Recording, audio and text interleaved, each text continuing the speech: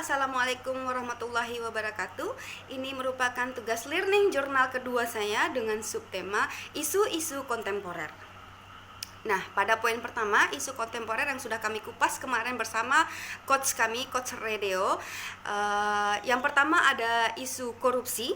Nah, sama-sama kita ketahui pada saat sekarang ini telah terjadinya proses penyidikan korupsi dari PT Aset Pasifik yang merupakan juga bagian dari PT Duta Palma Group dan telah menemukan barang bukti uang sekitar 450 miliar yang sedang diproses oleh penyidikan. Nah, yang kedua ada narkoba. Pada bulan Mei tahun 2024 ini ditemukannya lab narkoba rahasia di Kuta, Bali. Nah, lab narkoba ini dimiliki oleh warga negara asing yang berasal dari Ukraina. Serta pada tahap penyidikan sekarang ini ada isu-isu yang beredar bahwa pemilik lab akan dihukum mati atau dipenjara seumur hidup. Yang ketiga, isu kontemporer adalah terorisme. Sama-sama kita ketahui sejak tahun 2002 ada bom di Kota Bali yang terjadi di klub Sari Malam serta Pedis Pub. Pada tahun 2003, bom Marriott juga telah meledak di Hotel Marriott Jakarta. Tahun 2009 di Hotel JW Marriott dan Ritz-Carlton di Kota Jakarta. Pada tahun 2018 juga terjadi pengeboman di Gereja Surabaya dan di Mako Brimob Depok.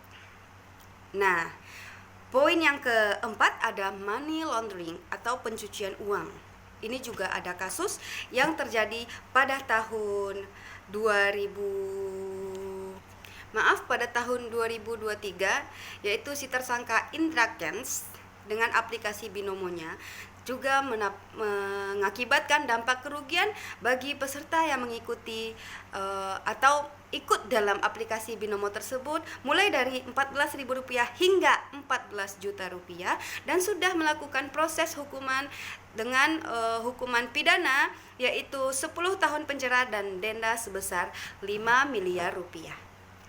Nah, pada kasus kelima ada proxy war. Proxy war ini merupakan alat perang masa kini melalui media online.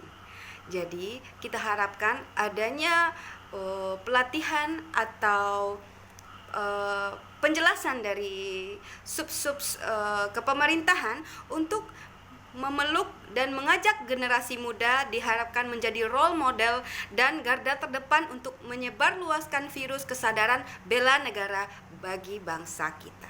Nah, yang terakhir ada cybercrime. Ini yang paling marak terjadi saat sekarang ini, yang terjadi beberapa kasus pada tahun 2020.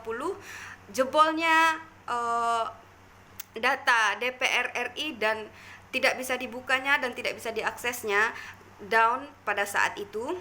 Nah, pada tahun 2021 BPJS juga diserang dan tidak dapat diakses oleh pengguna BPJS serta juga asuransi jiwa, BRI Life, dan data telah bocor dan telah dimanfaatkan oleh pihak-pihak yang tidak bertanggung jawab. Nah, itulah beberapa isu-isu kontemporer yang marak sekali terjadi pada saat ini. Meskipun penting dan dalam menangani dan memahami kasus isu-isu kontemporer ini, kita juga dapat kendalanya dalam mengatasi isu-isu tersebut. Yang pertama, kompleksitas isu. Banyak isu kontemporer yang sangat kompleks dan melibatkan berbagai faktor yang saling terkait. Yang kedua, keterbatasan sumber daya. Nah, kita keterbatasan di sumber daya baik dari finansial maupun dari SDM-nya. Yang ketiga, resistensi perubahan. Ada kalanya upaya untuk mengatasi isu tersebut menghadapi resistensi dari pihak-pihak yang merasa dirugikan. Nah, yang terakhir, ketidakpastian. Isu kontemporer seringkali berkembang dan cepat dan tidak terduga sehingga memerlukan kemampuan adaptasi yang tinggi.